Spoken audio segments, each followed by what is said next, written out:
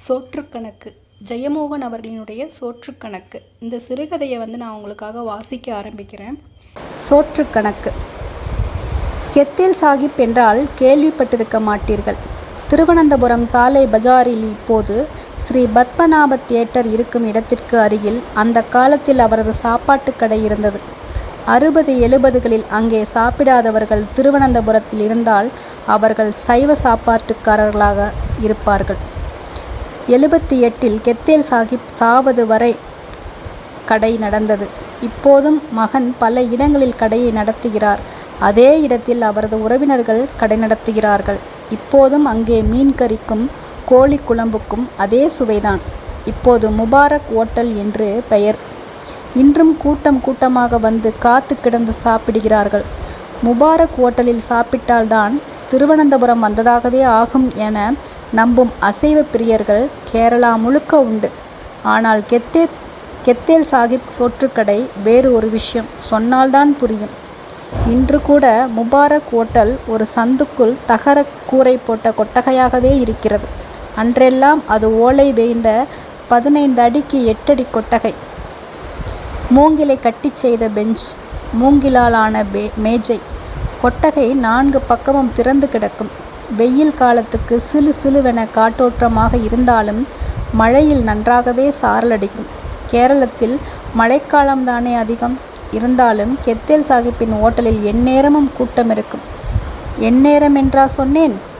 அவர் எங்கு எந்நேரமும் கடை திறந்து வைத்திருக்கிறார். மதியம் 12 மணிக்கு திறப்பார். 3 மணிக்கெல்லாம் மூடிவிடுவார். அதன்பின் சாயங்காலம் 7 மணிக்கு திறந்து ராத்திரி 10 மணிக்கு மூடிவிடுவார். காலை 11 மணிக்கே கடையின் முன்னால் ஒட்டு திண்ணையிலும் எதிர்ப்பக்கம் ரஹ்மத் விலாஸ் என்ற தையல் கடையிலும் பல அருணாச்சல செட்டியார் அண்ட் சன்ஸ் மொத்த பலசரக்கு வணிக கடையின் குடோனிலும் வாசலிலும் ஆட்கள் காத்து நிற்பார்கள். பாதி பேர் மாத்ருபூமியோ கேரள கௌமுதியோ வாங்கி வந்து வாசிப்பார்கள். பாலகிருஷ்ணனின் சூடான அரசியல் கட்டுரைகளை பற்றி விவாதம் நடக்கும். சமயங்களில் வாக்கேற்றமும் உண்டு. எல்லாம் சாஹிப் கடையை திறப்பதற்கு அறிகுறியாக வாசலில் தொங்கவிடப்பட்டிருக்கும் சாக்கு படுதாவை மேலே தூக்கி சுருட்டி வைப்பது வரைதான். கூட்டம் கூட்டமாக உள்ளே போய் உட்கார்ந்து விடுவார்கள். கெத்தேல் சாஹிப் ராட்சசன் போல் இருப்பார். 7 அடி உயரம், தூணாக கை கால்கள், அம்மை தழும்பு நிறைந்த பெரிய முகம். ஒரு கண் அம்மை போட்டு கலங்கி சோழி போல இருக்கும். இன்னொரு கண் சிறிதாக சிவப்பாக தீக்கங்கு போல. தலையில் வெள்ளை வளைத்தொப்பி, மீசையில்லாத வட்டத்தாடிக்கு மருதாணி போட்டு சிவப்பாக்கி இருப்பார். இடுப்பில் கட்டம் போட்ட லுங்கி, அதன் மேல் பட்டையான பச்சை பெல்ட். மலையாளியானாலும் கெத்தேல் சாஹிப்புக்கு மலையாளம் பேச வராது. அரபி மலையாளம்தான். அவரது குரலை அதிகம் கேட்க முடியாது. கேட்டாலும் ஓரிரு சொற்றொடர்கள் மட்டுமே. பரீன் என்று அவர் கனத்த குரலில் சொல்லி உள்ளே சென்றால் ஆட்கள் பெஞ்சுகளில் நினைந்து விடுவார்கள். அழைக்கவே வேண்டியதில்லை. உள்ளே இருந்து கோழி குழம்பும் பொரித்த கோழியும் கொஞ்சு வறுவலும் கரிமீன் பொள்ளலும் மத்திக்கூட்டும் எல்லாம் கலந்து மனம் ஏற்கனவே அழைத்து கொண்டிருக்கும். நானும் இத்தனை நாள் சாப்பிடாத ஓட்டல் இல்லை. கெத்தேல் சாஹிப்பின் சாப்பாட்டு மனம் எப்போதும் வந்ததில்லை. வாசுதேவன் நாயர், அதுக்கு ஒரு கணக்கு இருக்குடே. சரக்கு வாங்கிறது ஒருத்தன், வைக்கிறது இன்னொருத்தன்னா எப்போவுமே சாப்பாட்டில் ருசியும் மனமும் அமையாது. கெத்தேல் சாஹிப்பும் மீனும் கோழியும் மட்டுமல்ல, அரிசியும் மளிகையும் எல்லாம் அவரே போய் நின்று பார்த்துத்தான் வாங்குவார். குவாலிட்டியில் ஒரு எள்ளிடை வித்தியாசம் இருந்தால் வாங்க மாட்டார். கொஞ்சம் அவருக்கு சிறையின் கீழ் காயலிலே இருந்து வரும். பாப்பின்னு ஒரு மாப்பிள்ளை பிடிச்சு வலையோடு அதுகளை தண்ணிக்குள்ளேயே போட்டு இழுத்துக்கிட்டு தோணி துளைஞ்சு வருவான். அப்படியே தூக்கி அப்படியே சமைக்க கொண்டு போவார் சாஹிப்பு. மக்கா நேர்மையாக இருந்தால் அதுக்குண்டான ருசி தன்னால் வரும். பார்த்துக்கோ. என்ன செய்வாரோ? அவர் கடையில் சாப்பிட்ட 15 ஆண்டுகளில் ஒரு நாள் கூட சாப்பாட்டுக்கு பொருள் கூட மிகச்சிறந்த ருசி என்ற நிலையில் இருந்து கீழே வந்ததே இல்லை. அதை எப்படி சொல்லி விளக்குவதென்று தெரியவில்லை. நேர்மை மட்டுமல்ல, கணக்கும் கூடத்தான். சாகிப்பு கடையில் குழம்பும் பொரியலும் எப்போதும் நேராக அடுப்பிலிருந்து சூடாக கிளம்பி வரும் கூட்டத்தை முன்னரே கணித்து அதற்கேற்ப அடுப்பில் ஏற்றி கொண்டிருப்பார். அவரும் அவரது பீபியும் 2 பையன்களும் 2 உதவியாளர்களும் தான் சமையல். அவர்கள் அனைவரும் சாகிப்புக்கு கட்டுப்பட்டவர்கள். அவர் மூக்காலேயே ருசி கண்டுபிடிப்பார். ஆனால் இதெல்லாம் சும்மா சொல்வதுதான். அங்கே ஒரு தேவதை குடிகொண்டிருந்தது என்றுதான் சொல்ல வேண்டும். சரி, தேவதை இல்லை, ஜின். அரேபியாவில் இருந்து வந்த ஜின் அல்ல. மலபாரில் ஏதோ கிராமத்தில் பிறந்து கல்லாயி புள்ளையின் தண்ணீர் குடித்த ஜின். கெத்தேல் சாகிப்பின் பூர்வீகம் மலபாரில். யூசப் அலி கேச்சேரி எழுதிய கல்லாயி புழ ஒரு மணவாட்டி என்ற பாட்டு ஒலிக்க கேட்டபோது அவரது மகன் நம்ம பாப்பண்ட பொலையல்லே என்றார். மற்றபடி அவரை பற்றி தெரியாது. அவர் பேசுவதே இல்லை. அவரை யாராவது மனவசியம் செய்து பேச வைத்தால்தான் உண்டு. பஞ்சம் பிழைக்க வந்த குடும்பம். சிறு வயதிலேயே சாகிப் தெருவுக்கு வந்துவிட்டார். 20 வயது வரை கையில் ஒரு பெரிய கெட்டிலுடன் டீ சுமந்து விற்று கொண்டிருந்தார். அந்த பெயர்தான் அப்படி வந்ததுதான். அதன்பின் சாலையோரத்தில் மீன் பொரித்து விற்க ஆரம்பித்தார். மெல்ல சாப்பாட்டுக்கடை.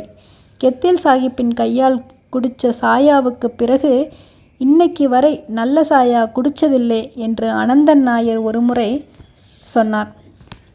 சாட்சாத் கௌமுதி பாலகிருஷ்ணனே சாகிப் கையால் டீ குடிக்க கலக்கூட்டத்திலிருந்து சாலை பஜாருக்கு வருவார் என்றார்கள்.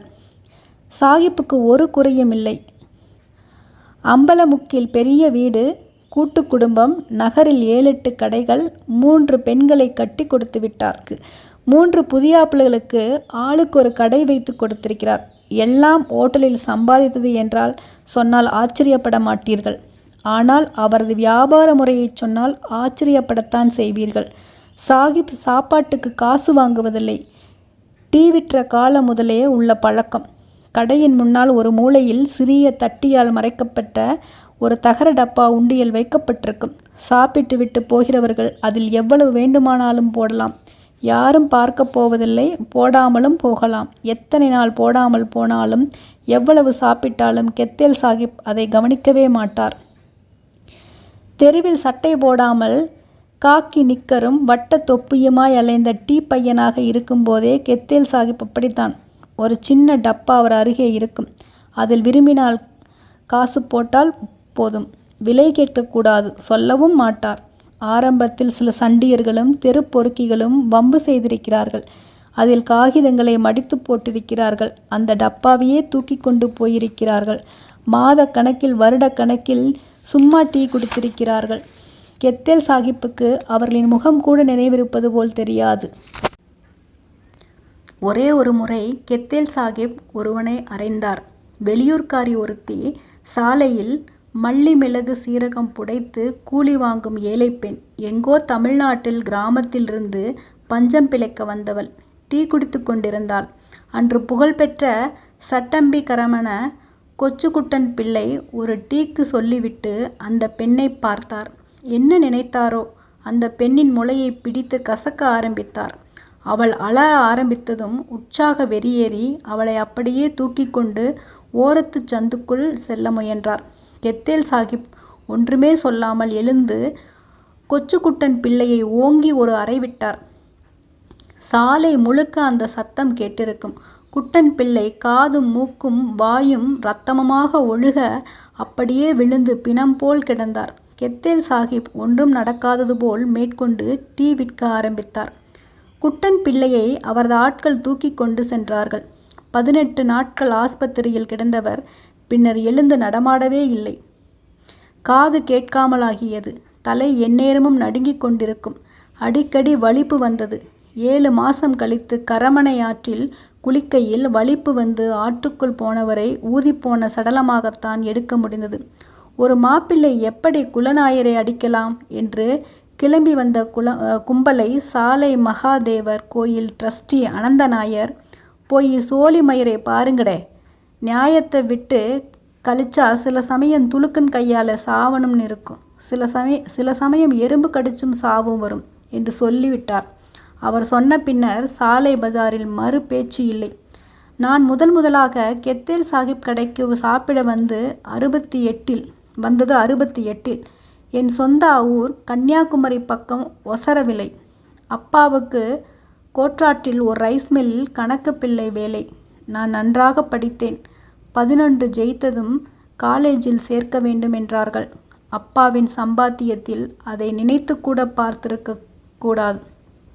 ஆனால் சொந்தத்தில் ஒரு மாமா திருவனந்தபுரம் பேட்டையில் இருந்தார். ஒரு சுமாரான அச்சகம் வைத்திருந்தார். அவர் மனைவிக்கு தாளக்குடி. எல்லாம் ஒன்றுக்குள் ஒன்றுதான். அப்பா என்னை கைப்பிடித்து கூட்டிக் கொண்டு பஸ் ஏறி தம்பானூரில் இறங்கி பேட்டை வரை நடத்தி கொண்டு சென்றார். நான் பார்த்த முதல் நகரம். தலையில் வைத்த தேங்காய் எண்ணெய் முகத்தில் வியர்வையுடன் சேர்ந்து வழிய கணுக்கால் மேல் ஏறிய ஒற்றை வேட்டியும் பானைக்குள் சுருக்கி வைத்த சட்டையும் செருப்பில்லாத கால்களுமாக பிரம்மை பிடித்து நடந்து போனேன். மாமாவுக்கு வேறு வழியில்லை. அவரை சின்ன வயதில் அப்பா தூக்கி வளர்த்திருக்கிறார். யூனிவர்சிட்டி காலேஜில் ஆங்கில இலக்கியம் படிக்க சேர்ந்து கொண்டேன். அப்பா மனநிறைவுடன் கிளம்பிச் சென்றார். 1 ரூபாயை என் கையில் வைத்து வச்சுக்கோ, செலவு செய்யாதே, எல்லாம் மாமன் பார்த்து செய்வான் என்று சொன்னார். இந்தா சுப்பம்மா, உனக்கும் இவன் இனிமே மருமோனி மட்டுமல்ல மகனாக்கும் என்று கிளம்பினார். அவனுக்கு மனம் இருந்ததா என்பது எனக்கு இன்றும் சந்தேகம்தான். மாமிக்கு கொஞ்சம் கூட மனமில்லை என்பது அன்றைக்கு சாயங்காலம் சாப்பிடும்போதே தெரிந்தது. எல்லோரும் அப்பளம் பொரியல் சாம்பாருடன் சாப்பிடும்போது என்னை அழைக்கவில்லை. சாப்பிட்டு முடிந்த பின்னர் அடுப்படியில் ஒரு அலுமினிய பாத்திரத்தில் எனக்கு தண்ணீர் விட்ட சோறு அதிலே விடப்பட்ட குழம்புடன் இருந்தது. அவமானங்களும் பட்டினியும் எனக்கு பழக்கம்தான். எல்லாவற்றையும் பொறுத்து போனேன். பொறுத்து போக போக அவை அதிகமாயின. வீட்டில் எல்லா வேலைகளையும் நானே செய்ய வேண்டும். கிணற்றிலிருந்தும் குடமாக தண்ணீர் பிடித்து வைக்க வேண்டும். வீட்டை தினமும் கூட்டி பெருக்க வேண்டும். அவளுடைய 2 பெண்களையும் பள்ளிக்கூடம் கொண்டு சென்று விட வேண்டும். மூத்தவள் ராமலட்சுமி 8ஆம் கிளாஸ். அவளுக்கு கணக்கு சொல்லி கொடுத்து அவள் வீட்டு பாடத்தையும் செய்து கொடுக்க வேண்டும். இரவு சமையலறையை கழுவிவிட்டு படுக்க வேண்டும். இவ்வளவுக்கும் எனக்கு அவர்கள் கொடுத்தது திண்ணையில் ஒரு இடமும் 2 வேளை ஊறிய சோறும் ஊறுகாயும். எந்நேரமும் மாமி அதிருப்தியுடன் இருந்தாள். வீட்டுக்கு வரும் ஒவ்வொருவரிடம் என்னை பற்றி புலம்பினாள். நான் உண்ணும் சோற்றால் அவர்கள் கடனாளி ஆகி கொண்டிருப்பதாக சொன்னாள். நான் புத்தகத்தை விரிப்பதை பார்த்தாலே அவளுக்கு வெறி கிளம்பி கத்த ஆரம்பித்தாள். நான் எதையும் அப்பாவுக்கு எழுதவில்லை. அங்கே வீட்டில் 2 தம்பிகளும் ஒரு தங்கையும் இருந்தார்கள். பாதி நாள் ரைஸ் மில்லில் அரிசி புடைப்பவர்கள் பாற்றி கழித்த போடும் கருப்பு கலந்த குருணை அரிசியை கஞ்சியாக காய்ச்சித்தான் குடிப்போம். ஓடைக்கரையில் வளரும் கொடுப்பைக்கீரை குழம்பைத்தான் என் நினைவு தெரிந்த நாள் முதல் தினமும் சாப்பிட்டு வந்தேன். தேங்காய் கூட இல்லாமல் கீரையை வேக வைத்து பச்சை மிளகாய் புளி போட்டு கடைந்து வைத்த குழம்பு. பல சமயம் பசி வேகத்தில் அந்த மனமே வாயில் நீரூறச் செய்யும். என்றாவது ஒரு நாள் அம்மா துணிந்து 4 நாவுக்கு மத்திசாலை வாங்கினாள். அன்றெல்லாம் வீடெங்கும் மணமாக இருக்கும். அன்று மட்டும் நல்ல அரிசியில் சோறு சமைப்பாள். நாள் முழுக்க தியானம் போல மத்தி குழம்பு நினைப்புதான் இருக்கும். எத்தனை முயன்றாலும் மனதை வேறெங்கும் செலுத்த முடியாது. அம்மா கடைசியில் சட்டியில் ஒட்டிய குழம்பில் கொஞ்சம் சோற்றை போட்டு துடைத்து பிசைந்து வாயில் போட போனால் அதில் பங்கு போட்டு தம்பி போய் கையை நீட்டுவான். கல்லூரிக்கு ஃபீஸ் கொடுக்க வேண்டியிருந்தது. பலமுறை சுற்றி வளைத்து மாமாவிடம் சொன்னேன். கடைசியில் நேரடியாகவே கேட்டேன். உங்கள் அப்பாவுக்கு எழுதி கேளு, இங்கே தங்கி சாப்பிடத்தான் நான் சொல்லியிருக்கிறேன் என்றார். அப்பாவுக்கு எழுதுவதில் அர்த்தமில்லை என்று எனக்கு தெரியும். 1 வாரம் கழித்து என்னை காலேஜிலிருந்து நிறுத்திவிடச் சொல்லிவிட்டார்கள். ஃபீஸ் கட்டிய பிறகு வந்தால் போதும் என்றார்கள். நான் பித்து பிடித்தவன் போல் அலைந்தேன். தம்பானூர் ரயில் நிலையத்திற்கு சென்று நாளெல்லாம் இரும்பு சத்தத்தை கேட்டுக்கொண்டு அமர்ந்திருந்தேன். விதவிதமாக 1000 முறை தண்டவாளத்தில் விழுந்து செத்தேன். அப்போதுதான் என்னுடன் படித்த குமாரப்பிள்ளை என்ற மாணவன் ஒரு வழி சொன்னான். என்னை அவனே கூட்டிக் கொண்டு சென்று சாலையில் நாகராஜர் பணிக்கர் அரிசி மண்டியில் மூட்டை கணக்கு எழுதும் வேலைக்கு சேர்த்து விட்டான். சாயங்காலம் 5 மணிக்கு வந்தால் போதும். இரவு 12 மணி வரை கணக்கு எழுத வேண்டும். ஒரு நாளுக்கு 1 ரூபாய் சம்பளம். 40 ரூபாய் அட்வான்ஸாக கொடுத்தார்கள். அதை கொண்டு சென்று ஃபீஸ் கட்டினேன். தினமும் வீடு சென்று சேர 1 மணி 2 மணி ஆகும். காலையில் 7 மணிக்குத்தான் எழுந்திருப்பேன். காலேஜ் இடைவெளியில் வாசித்தால்தான் உண்டு. ஆனால் நான் நல்ல மாணவனாக இருந்தேன். வகுப்புகளில் கூர்ந்து கவனிக்கும் வழக்கம் எனக்கு இருந்தது. நேரம்தான் போதவில்லை. யூனிவர்சிட்டி காலேஜிலிருந்து செக்ரட்டரியேட் வழியாக குறுக்காக பாய்ந்து கரமனை வழியாக சாலை பஜாருக்கு போக 3/4 மணி நேரம் ஆகிவிடும். சண்முகப்பிள்ளை கடைசி கிளாஸ் எடுத்தாரென்றால் 4:30 மணி வரை கொண்டு போவார். நான் போவதற்கு தாமதமானால் பரமசிவன் கணக்கு பார்க்க வந்து அமர்ந்து விடுவான். அதன் பின் போனால் பிரயோஜனமில்லை. வாரத்தில் 4 நாட்கள் தான் சரக்கு வரும். அதில் ஒரு நாள் போனால் வாரத்தில் 1/4 பங்கு வருமானம் இல்லாமலானது போல. முதல் மாதம் எனக்கு பணமே தரப்படவில்லை. வரவேண்டிய 15 ரூபாயும் பணிக்கர் முன்பணத்தில் வரவு வைத்து விட்டார். நான் காலை எழுந்ததும் மாமி என் முன்னால் ஒரு நோட்டு புத்தகத்தை வைத்து விட்டு போனாள். புரட்டி பார்த்தேன். பழைய நோட்டு. நான் வந்த நாள் முதல் சாப்பிட்ட ஒவ்வொரு வேளைக்கும் கணக்கு எழுதப்பட்டிருந்தது. ஒரு வேளைக்கு 2 கணக்கு போட்டு மொத்தம் 48 ரூபாய் என் பற்றில் இருந்தது. எனக்கு தலை சுற்றியது. பொதுவாக சமையலறைக்கு போய், என்ன மாமி இது என்றேன். சோறு சும்மா ஓடுவாளா? இப்போ சம்பாதிக்கிற இல்லை, கொடுத்தாத்தான் உனக்கு மரியாதை, எனக்கும் மரியாதை என்றாள். கணக்கு தப்பாக இருந்தால் சொல்லு பார்ப்போம். நான் அப்பமே இருந்து ஒரு நாள் விடாமல் எழுதிட்டு தான் வாரேன். நான் கண்கலங்கி தொண்டை அடைத்து பேசாமல் நின்றேன். பின்பு, நான் இப்படின்னு நினைக்கல மாமி. எனக்கு அவ்வளவு ஒன்றும் கிடைக்காது. ஃபீஸ் கட்டணும், புக் வாங்கணும் என்றேன். இந்தா பாரு, நான் உனக்கு என்னத்துக்கு சும்மா சோறு போடணும்? எனக்கு 2 பெண் மக்கள் இருக்குது. ஒருத்தங்கிட்ட அனுப்பணும்னா பணமும் நகையுமா எண்ணி வைக்கணும், பார்த்துக்கோ. கணக்காக இருந்தால் உனக்கும் மரியாதை, எனக்கும் மரியாதை. நான் மெல்லிய குரலில், இப்போ என்கிட்ட பணம் இல்லை மாமி, நான் கொஞ்சம் கொஞ்சமாக கொடுத்துட்றேன் என்றேன். கொடுப்பேன்னு எப்படி நம்புறது என்றாள். நான் ஒன்றும் சொல்லவில்லை. அன்று மாலையே நான் அங்கிருந்து கிளம்பிவிட்டேன். நேராக பணிக்கரின் குடோனில் வந்து தங்கிவிட்டேன். பணிக்கருக்கும் இலவசமாக வாட்ச்மேன் கிடைத்த சந்தோஷம். மாமி என் முக்கியமான புத்தகங்களை பணத்துக்கு அடகாக பிடித்து வைத்து கொண்டாள். சாலையில் நான் சந்தோஷமாகவே இருந்தேன். கரமனையாற்றில் குளியல், அங்கேயே எலிசா அம்மா இட்லி கடையில் 4 இட்லி. நேராக காலேஜ். மதியம் சாப்பிடுவதில்லை. சாயங்காலம் வேலை முடிந்த பின்னர் ஒரு பொறை அல்லது டீ குடித்துவிட்டு படுத்து விடுவேன். கணக்கில் ஒரு வேளைதான் உணவு. எந்நேரமும் பசி இருந்து கொண்டே இருக்கும். எதை யோசித்தாலும் சாப்பாட்டு நினைவில் வந்து முடியும். குண்டான ஒருவரை பார்த்தால் கண்ணை எடுக்கவே முடியாது. எவ்வளவு சாப்பிடுவார் என்ற நினைப்புதான். சாலை மகாதேவர் கோயில் வழியாக செல்லும்போது பாயாச வாசனை வந்தால் நுழைந்து விடுவேன்.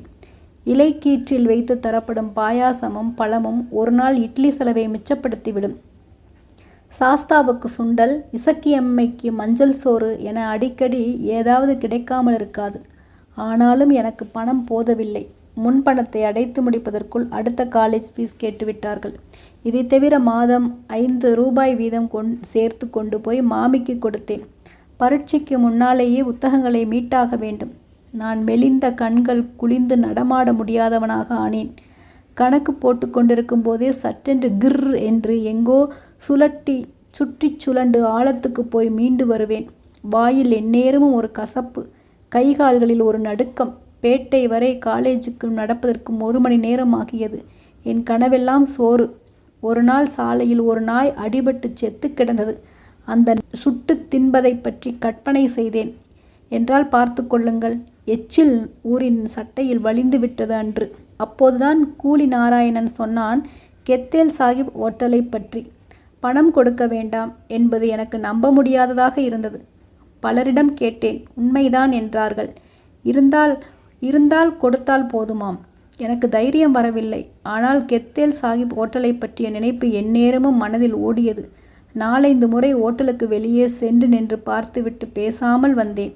அந்த நறுமணம் என்னை கிறுக்காக்கியது. நான் பொரித்த மீனை வாழ்க்கையிலேயே 2 முறைதான் சாப்பிட்டிருக்கிறேன். 2 முறையும் சொந்தத்தில் ஒரு பண்ணையார் வீட்டில்தான். 1 வாரம் கழித்து 3 ரூபாய் திரண்ட பின் அந்த பணத்துடன் கெத்தேல் சாஹிப் ஓட்டலுக்கு சென்றேன். சாஹிப் ஓட்டலை திறப்பது வரை எனக்கு உடல் நடுங்கிக் கொண்டே இருந்தது. ஏதோ திருட்டுத்தனம் செய்ய வந்தவனைப் போல் உணர்ந்தேன். கும்பலோடு உள்ளே போய் ஓரமாக யாரும் கவனிக்காதது போல் அமர்ந்து கொண்டேன். ஒரே சத்தம். சாஹிப் புயல் வேகத்தில் சோறு பரிமாறிக் கொண்டிருந்தார். கவிழ்க்கப்பட்ட தாமரை இலையில்தான் சாப்பாடு.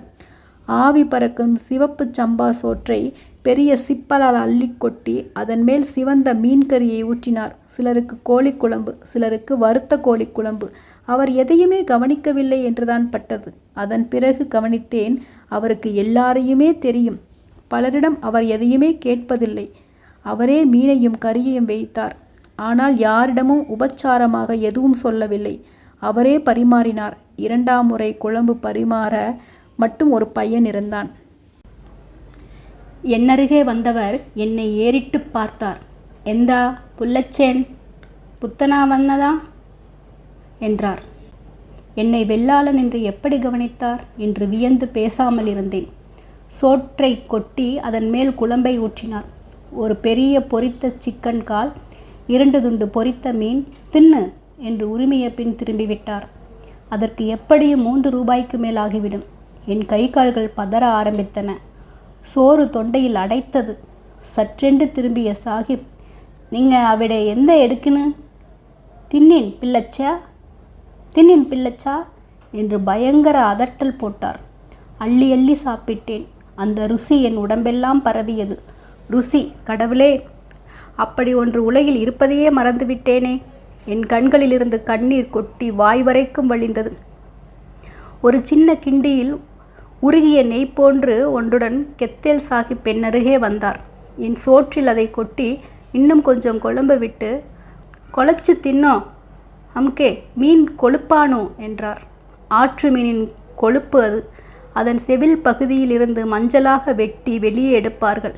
கறிக்கு அது தனி ருசியை கொடுத்தது. அதிகமாக சாப்பிட்டு பழக்கமில்லாததனால் ஒரு கட்டத்தில் என் வயிறு அடைத்து கொண்டது. சற்றென்று இன்னும் சிறு சிப்பல் சோற்றை என் தலையில் கொட்டினார் சாஹிப். ஐயோ வேண்டாம் என தடுக்கப் போன என் கையில் தட்டாலேயே கணீர் என்று அரைந்து, சோறு வச்சா தடுக்கணும் ஏறப்பாலி, தின்னடா இப்ளீஸே என்றார். உண்மையிலே கையில் வலி தெரித்தது. எழுந்திருந்தால் சாஹிப் அடித்து விடுவார் என்று அவரது இரத்த கண்களை கண்டபோது தோன்றியது. சோற்றை மிச்சம் வைப்பது சாஹிப்புக்கு பிடிக்காது என்று தெரியும். உன்று முடித்தபோது என்னால் எழ முடியவில்லை. பெஞ்சை பற்றி கொண்டு நடந்து இலையை போட்டு கை கழுவினேன். அந்த பெட்டியை நெருங்கிய போது என் கால்கள் நடுங்கின. எங்கோ ஏதோ கோணத்தில் கெத்தேல் சாஹிப் பார்த்து கொண்டுதான் இருப்பார் என்று தோன்றியது. ஆனால் அவர் வேறு ஆட்களை கவனித்து கொண்டிருந்தார். பலர் பணம் போடாமல் போனார்கள் என்பதை கவனித்தேன். சிலர் போட்டபோது சாதாரணமாகத்தான் இருந்தார்கள். நான் கை நடுங்க 3 ரூபாயை எடுத்து உள்ளே போட்டேன். ஏதோ ஒரு குரல் கேட்கும். என் முதுகெல்லாம் காதாக கண்ணாக இருந்தேன். மெல்ல வெளியே வந்தபோது என் உடலே கனமிழக்க ஆரம்பித்தது. சாலை எங்கும் குளிர்ந்த காற்று வீசுவது போல் இருந்தது. என் உடம்பு புல்லரித்து கொண்டே இருக்க எவரையும் எதையும் உணராமல் பிரம்மையில் நடந்து கொண்டிருந்தேன். 4-5 நாள் நான் அப்பகுதிக்கு செல்லவில்லை. மீண்டும் 2 ரூபாய் சேர்ந்தபோது துணிவு பெற்று கெத்தேல் சாஹிப்பு கடைக்கு சென்றேன். அவர் என்னை அடையாளம் கண்டு கொண்டார் என்பது அதுபோல கொழுப்பை கொண்டு வந்து ஊற்றிய போதுதான் தெரிந்தது. அதே அதட்டல், அதே வசை, அதேபோல் உடல் வெடிக்கும் அளவுக்கு சாப்பாடு. இம்முறை பணத்தை நிதானமாகவே போட்டேன். மீண்டும் 3 நாட்கள் கழித்து சென்றபோது என் கையில் 7 ரூபாய் இருந்தது. அன்று மாலை நான் அதை மாமிக்கு கொண்டு கொடுக்க வேண்டும். 2 ரூபாய்க்கு சாப்பிடலாம் என்று நினைத்தேன். 2 அணாவுக்கு மேல் சாப்பிடுவது என்பது என்னை பொறுத்தவரை ஊதாரித்தனத்தின் உச்சம். ஆனால் ருசி என்னை விடவில்லை. அந்நாட்களில் என் கனவுகளில் கூட கெத்தேல் சாஹிப் ஹோட்டலில் மீன் குழம்பும் கோழி பொரியலும் தான் வாழ்ந்து கொண்டிருந்தன. ஏன், நோட்டு புத்தகத்தின் பின்பக்கம் ஒரு கவிதை கூட எழுதி வைத்திருந்தேன். உட்கார்ந்து சாப்பிட்டு எழுந்து சென்றபோது பணம் போடாவிட்டால் என்ன என்று எண்ணம் வந்தது. அந்த நினைப்பே வயிற்றை அதிரச் செய்தது. மேற்கொண்டு சாப்பிடவே முடியவில்லை. பந்தை தண்ணீரில் முக்குவது போல் சோற்றை தொண்டையில் அழுத்த வேண்டியிருந்தது. கண்கள் இருட்டி கொண்டு வந்தன. எழுந்து கை கழுவி விட்டு கனத்த குளிர்ந்த கால்களை தூக்கி வைத்து நடந்தேன். சிறுநீர் முட்டுகிறதா, தலை சுழல்கிறதா, மார்பு அடைக்கிறதா, ஒன்றும் புரியவில்லை. பேசாமல் பணத்தை போட்டுவிடலாம் என்று தோன்றியது. மெல்ல நடந்து உண்டியல் அருகே வந்தேன். அதை தாண்டி செல்ல முடியவில்லை. காதுகளில் ஒரே இரைச்சல். சற்றென்று 7 ரூபாயும் அப்படியே தூக்கி உள்ளே போட்டுவிட்டு வெளியே வந்தேன். வெளிக்காட்டு பட்டதும் என்ன செய்திருக்கிறேன் என்று புரிந்தது. அரை மாத சம்பாத்தியம் அப்படியே போய்விட்டது. எத்தனை பாக்கிகள்! கல்லூரி ஃபீஸ் கட்ட 8 நாட்கள் தான் இருந்தன. என்ன செய்துவிட்டேன்? முட்டாள்தனத்தின் உச்சம். மனம் உருகி கண்ணீர் வந்து கொண்டே இருந்தது. மிக நெருங்கிய ஒரு மரணம் போல, மிகப்பெரிய ஏமாற்றம் போல. கடைக்குச் சென்று அமர்ந்தேன். இரவு வரை உடம்பையும் மனதையும் முழுக்க பிடுங்கிக் கொள்ளும் வேலை இருந்ததனால் தப்பித்தேன். இல்லாவிட்டால் அந்த வெறியில் ஏதாவது தண்டவாளத்தில் கூட தலை வைத்திருப்பேன். அன்றிரவு தோன்றியது, ஏன் அழ வேண்டும்? அந்த பணம் தீர்வது வரை கெத்தேல் சாஹிப் ஹோட்டலில் சாப்பிட்டால் போயிற்று. அந்நினைப்பே அளித்த ஆறுதலுடன் தூங்கிவிட்டேன். மறுநாள் மதியம் வரைதான் காலேஜ். நேராக வந்து கெத்தேல் சாஹிப் ஹோட்டலில் அமர்ந்து நிதானமாக ருசித்து சாப்பிட்டேன். அவர் கொண்டு வந்து வைத்து கொண்டே இருந்தார். கொஞ்சம் இடைவெளி விட்டால் கூட எழப்போகிறேன் என நினைத்து, டேய் வாரி தின்னுடா மாறு என்றார். சாப்பிட்டு விட்டு கை கழுவி பேசாமல் நடந்தபோது உள்ளே கெத்தேல் சாஹிப் கேட்டால் சொல்ல வேண்டிய காரணங்களை சொற்களாக்கி வைத்து கொண்டிருந்தேன். அவர் கவனிக்கவே இல்லை. வெளியே வந்தபோது ஏமாற்றமாகவே இருந்தது. சற்றென்று அவர் மேல் எரிச்சல் வந்தது. பெரிய புடுங்கி என்ற நினைப்பு. தர்மத்துக்கு கட்டுப்பட்டு எல்லாரும் பணம் போடுவதனால்தான் இவன் பெரிய தர்மவானாக தோற்றமளிக்கிறான். ரம்ஜானுக்கு சக்காத்து கொடுப்பவர்கள் பணத்தை கொண்டு வந்து உண்டியலில் போடுவதனால்தான் பிழைக்கிறான். சும்மாவா கொடுக்கிறான்? இப்படி கிடைத்த பணத்தாலேதானே வீடும் சொத்துமாக ஆகியிருக்கிறது. போடாவிட்டால் எதுவரை பொறுப்பான்? பார்ப்போமே. அந்த எரிச்சல் எதனால் என்று தெரியவில்லை. ஆனால் உடம்பு முழுக்க ஒரு தினவு போல் அது இருந்து கொண்டே இருந்தது. அந்த எரிச்சலுடன் தான் மறுநாள் சென்று அமர்ந்தேன். கெத்தேல் சாஹிப் கேட்க மாட்டார் என நான் அறிவேன். ஆனால் அவர் பார்வையில் நடத்தையில் ஒரு சிறிய மாற்றம் தெரிந்தால் கூட அன்றுடன் அங்கு செல்வதை நிறுத்திவிட வேண்டும் என்று நினைத்து கொண்டேன். கொஞ்சம் அதிகமாக உபசரித்தால் கூட அவருக்கு கணக்கிருக்கிறது, கவனிக்கிறார் என்றுதானே அர்த்தம். ஆனால் கெத்தேல் சாஹிப் அவரது வழக்கமான அதே வேகத்துடன் பரிமாறிக்கொண்டிருந்தார். கொழுப்பூற்றினார். கோழி தின்னு பிள்ளச்சே என்று ஒரு அரை கோழியை வைத்தார். பின்னர் மீன் வைத்தார். அவர் இந்த உலகில்தான் இருக்கிறாரா? உண்மையிலேயே இது ஒரு மாப்பிள்ளைதானா, இல்லை ஏதாவது ஜின்னா? பயமாக கூட இருந்தது. கடைசியாக சோறு போட்டு சாப்பிட போன போது கெத்தேல் சாஹிப் கறி பொரித்த மிளகாய் காரத்தின் தூளையும் கொஞ்சம் கரிய கோழிக்காலையும் கொண்டு வைத்தார். நான் அதை விரும்பி சாப்பிடுவதை வெளியே காட்டிக்கொள்ளக்கூடாது என எப்போதும் முயல்வேன். ஆனால் அவருக்கு தெரிந்திருந்தது. ஆச்சரியமளிக்கவில்லை. அந்த காரத்தை சோற்றில் போட்டு பிசைந்தபோது சற்றென்று மனம் ததும்பிவிட்டது. கண்ணீரை அடக்கவே முடியவில்லை. என் வாழ்நாளில் எவருமே எனக்கு பரிந்து சோறிட்டதில்லை. ஆளுக்கு அரிசியை கஞ்சி வைக்கும் அம்மாவுக்கும் அந்த கடுகடுப்பும் வசைகளும் சாபங்களும் இல்லாவிட்டால் எல்லாருக்கும் பங்கு வைக்க முடியாது. நான் நிறைந்து சாப்பிட வேண்டும் என எண்ணும் முதல் மனிதர். எனக்கு கணக்கு பார்க்காமல் சாப்பாடு போடும் முதல் கை. அன்னமிட்ட கை என்கிறார்களே, அந்திம கணம் வரை நெஞ்சில் நிற்கும் அன்னையின் கை என்கிறார்களே. தாயத்து கட்டிய மணிக்கட்டும் தடித்து காய்ந்த விரல்களும் மயிரடர்ந்த முழங்கையும் கொண்ட இந்த கரடிக்கரமல்லவா என் தாயின் கை. அதன்பின் நான் கெத்தேல் சாஹிப்புக்கு பணமே கொடுத்ததில்லை. செலவென நினைத்து கொடுக்காமல் இருக்கவில்லை என்று என் நெஞ்சை தொட்டு சொல்ல முடியும். அது என் அம்மாவின் சோறு என்பதனால்தான் கொடுக்கவில்லை. ஒன்றிரண்டல்ல, முழுசாக 5 வருடம் ஒரு பைசா கூட கொடுத்ததில்லை. தினமும் ஒருவேளை அங்கே சாப்பிடுவேன். மாலை அல்ல, மதியம். அதுவே எனக்கு போதுமானதாக இருந்தது. மேற்கொண்டு ஒரு 4 இட்லி போதும். என் கை கால்கள் உரம் வைத்தன. கன்னம் பளபளத்தது. மீசை தடித்தது. குரல் கனத்தது. நடையிலே மிடுக்கும், பேச்சிலே கண்டிப்பும், சிரிப்பிலே தன்னம்பிக்கையும் வந்தன. கடையில் என் இடம் கிட்டத்தட்ட மேனேஜருக்கு நிகரானதாக ஆகியது. சரக்குகளை வரவு வைத்து தேவைக்கு ஏற்ப எடுத்து கொடுப்பது முழுக்க என் பொறுப்புதான். படிப்பு செலவு போக ஊருக்கு மாதம் தோறும் பணம் அனுப்பினேன். நான் BA முதல் வகுப்பில் முதலிடத்தில் வென்ற பின் யூனிவர்சிட்டி கல்லூரியிலே MA படிக்கச் சேர்ந்தேன். சாலையில் அருணாச்சல நாடார் கடை மேல் ஒரு அறையை வாடகைக்கு எடுத்துக்கொண்டேன். ஒரு நல்ல சைக்கிள் வாங்கி கொண்டேன். ஒவ்வொரு நாளும் கெத்தேல் சாஹிப்பின் கையால் சாப்பிட்டேன். மெதுவாக பேச்சு குறைந்து அவர் என்னை பார்க்கிறாரா என்ற சந்தேகம் கூட வர ஆரம்பித்தது. ஆனால் என் இலை மேல் அவரது கனத்த கைகள் உணவுடன் நீளும் போது தெரியும், அது அன்பே உருவான அம்மாவின் கை என்று. நான் அவர் மடியில் பிறந்து அவரிடம் முளையுண்டவன் என்று. தம்பி சந்திரன் 11ஆம் முடித்துவிட்டு டிரைவிங் லைசன்ஸ் எடுத்து அரசு போக்குவரத்து கழகத்தில் சேர்ந்தபோது வீட்டு கஷ்டம் குறைந்தது. நான் அவ்வப்போது வீட்டுக்கு போவேன். அம்மா நல்ல அரிசி வாங்கி மீன் குழம்பு வைத்து அவளே பரிமாறுவாள். ஆனால் எத்தனையோ காலமாக நீண்டு நின்ற வறுமை அவளுக்கு பரிமாறத் தெரியாது.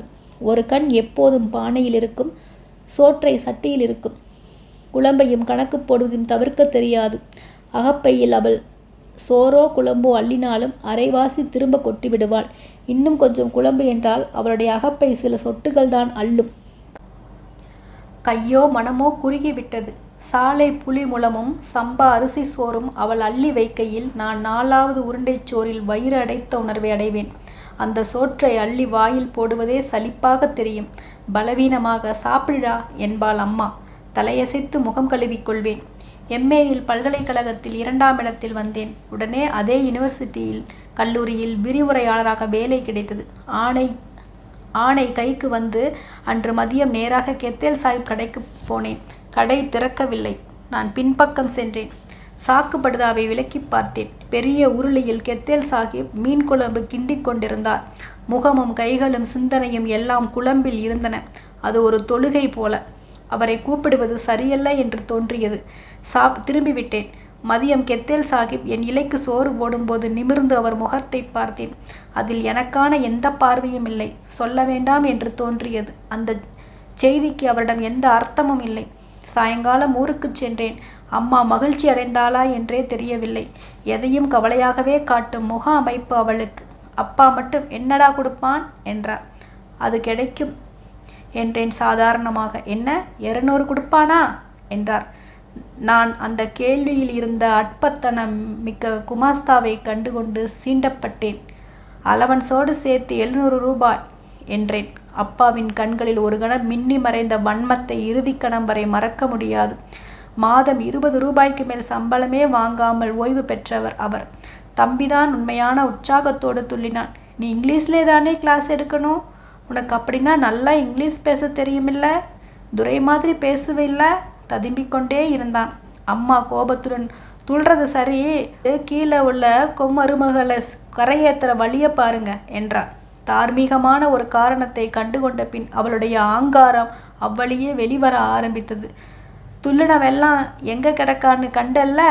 தாளக்குடிக்காரிய அன்னைக்கு சம்பவம் கல்யாணத்தில் பார்த்தேன். பூஞ்ச முடிச்ச கருவாடு கணக்காட்டமில்ல இருந்தா என்ன ஆட்டம் ஆடுனா பாவி, சாமி நின்று கொடுக்குமில்ல என்றாள். ஏட்டி, நீ என்ன பேசுக? இந்த நிக்கானே உனக்கு மவன். அவ போட்ட சோத்துல படித்த ஆளானா? நன்னி வேணும் பார்த்துக்கோ, நன்னி வேணும் என்றார் அப்பா. என்ன நன்னி? இப்படி சோறும் குழம்பும் போட்டால் அதுக்கு உள்ளதை கணக்கு போட்டு அவன் மூஞ்சியில் விட்டெறிஞ்சா போருமே.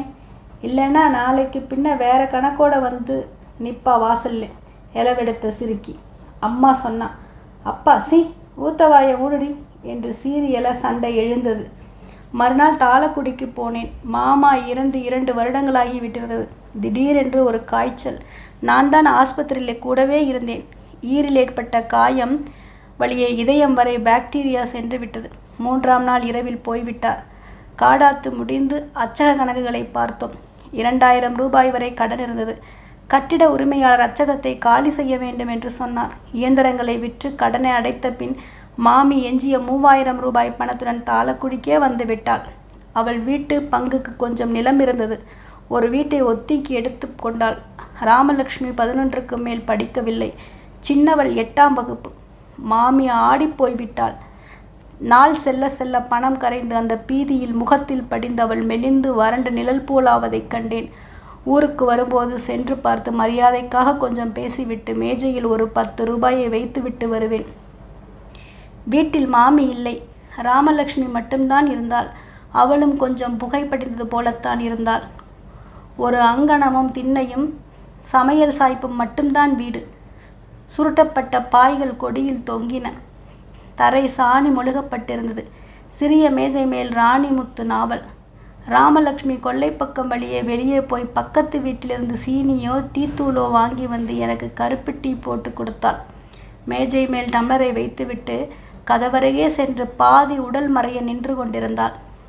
நான் அவள் வகிடை மட்டும்தான் பார்த்தேன். அவள் சூட்டிகையான பெண். ஆனால் கணக்கு மட்டும் வரவே வராது. திருவனந்தபுரத்தில் அவளுக்கு கூட்டு வட்டியை மட்டும் நான் 20 நாளுக்கு மேல் சொல்லி கொடுத்திருக்கிறேன். என்ன பேசுவதென்றே தெரியவில்லை. அவள் வேறு யாரோ ஆக இருந்தாள். 10 நிமிடம் கழித்து எழுந்து கொண்டேன். வாரேன் என்றேன். அம்மை வந்துருவா என்றால் மெல்லிய குரலில். இல்லை வாரேன் என்றபின் மேஜையில் ஒரு 50 ரூபாய் தாளை எடுத்து வைத்து விட்டு வெளியே வந்தேன். ஊடுவழியில் நடக்கும்போது எதிரே மாமி வருவதைக் கண்டேன். அழுக்குச் சேலையை சும்மாடாக சுற்றி வைத்து அதில் ஒரு நார்பெட்டியை வைத்திருந்தாள்.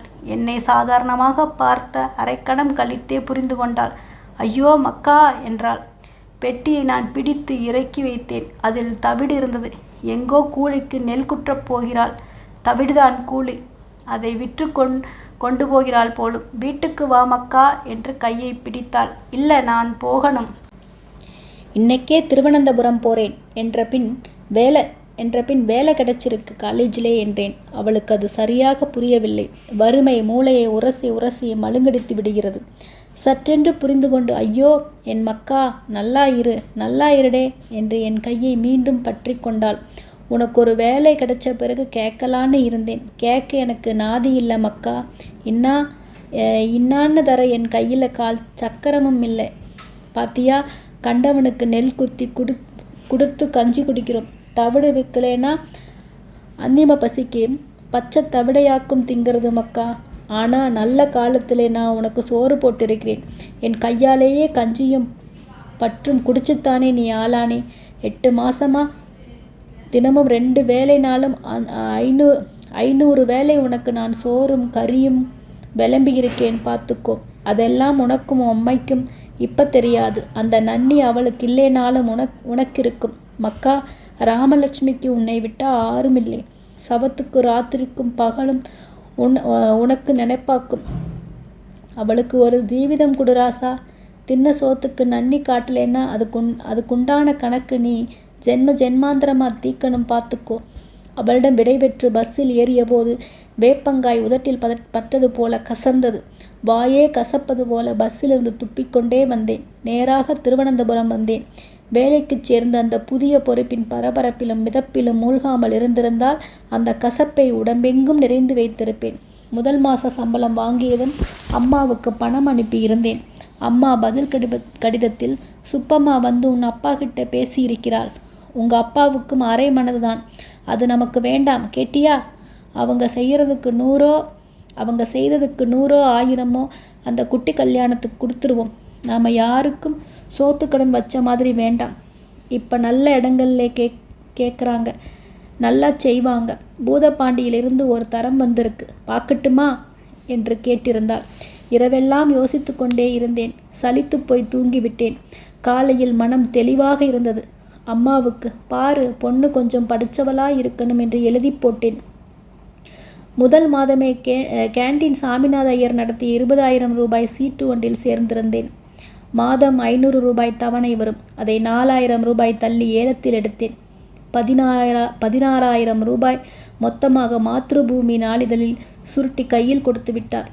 எல்லாமே 100 ரூபாய் கட்டுகள். அத்தனை பணத்தை நான் என் கையால் தொட்டதில்லை. ஒரு விதமான திகில் கைகளை கூச வைத்தது. அறையில் கொண்டு வந்து வைத்து அந்த நோட்டுகளையே பார்த்து கொண்டிருந்தேன். இத்தனை பணத்தை என் கையால் நான் சம்பாதிப்பேன் என்று எப்போதும் எண்ணியதில்லை. அதை வைத்து திருவனந்தபுரத்தில் புறநகரில் ஒரு சிறிய வீட்டை கூட வாங்கிவிட முடியும். கொஞ்ச நேரத்தில் அந்த பணம் எனது கையுக்கும் மனதுக்கும் பழகிப்போன விந்தையை நினைத்து புன்னகைத்து கொண்டேன். மதிய நேரம் கெத்தேல் சாஹிப் கடைக்கு போனேன். கடை திறந்ததும் உள்ளே சென்று உண்டியலில் பணத்தை போட ஆரம்பித்தேன். பெட்டி நிறைந்ததும் கெத்தேல் சாஹிப்பிடம் வேறு பெட்டி கேட்டேன். டா அமீது, பெட்டி மாட்டேன்டா என்றார். பையன் பெட்டியை மாற்றி வைத்ததும் மீண்டும் போட்டேன். மொத்த பணத்தையும் போட்ட பின் கை கழுவி விட்டு வந்து அமர்ந்தேன். கெத்தேல் சாஹிப் இலையை போட்டு எனக்கு பிரியமான கொஞ்சம் பொரியலை வைத்தார். சோறு போட்டு குழம்பூற்றினார். அவரிடம் எந்த மாறுதலும் இருக்காதென்று எனக்கு நன்றாக தெரிந்திருந்தது. ஒரு சொல் இல்லை. அப்பால் 2 பையன்கள் ஒன்றியது போல் அமர்ந்திருந்தார்கள். வெளிரிய நாயர் பையன்கள். சத்தற்ற பூசணம் பூத்த சருமம், வெளுத்த கண்கள். கெத்தேல் சாஹிப் அள்ளி வைத்த கறியை முட்டி முட்டி தின்று கொண்டிருந்தார்கள். கெத்தேல் சாஹிப் இன்னொரு துண்டு கறியை ஒருவனுக்கு வைக்க அவன் ஐயோ வேண்டாம் எழுந்தே விட்டான். கெத்தேல் சாஹிப், தின்னுடா ஏறாப்பாலிடே மோனே என்று அவன் மண்டையில் ஒரு அடி போட்டார். பலமான அடி. அவன் பயந்து அப்படியே அமர்ந்து விட்டான். கண்களில் காரத்தூள் விழுந்ததோ என்னவோ, அழுது கொண்டே சாப்பிட்டான். கெத்தேல் சாஹிப் மாறி மாறி கோழியும் குழம்பும் மீனும் கொஞ்சமாக பரிமாறிக்கொண்டே இருந்தார். நான் எதிர்பார்த்தது அவரது கண்களில் ஒரு பார்வையையும். நானும் ஒரு ஆளாகிவிட்டேன் என்று என் தாய்க்கு தெரிய வேண்டாமா இல்லையா? ஆனால் அவரது கண்கள் வழக்கம் போல என்னை சந்திக்கவே இல்லை. மீண்டும் மீன் கொண்டு வந்து வைத்த ஒரு கனத்த கரடிக்கரங்களை பார்த்தேன். அவை மட்டும்தான் எனக்குரியவை போல. அவை என் வயிற்றை மட்டுமே அளவெடுக்கும் போல. அன்று ஊருக்கு கிளம்பிச் சென்றேன். ராமலட்சுமியை அடுத்த ஆவணியில் திருமணம் செய்து கூட்டி வந்தேன். கதையை கேட்ட அனைவருக்கும் நன்றி.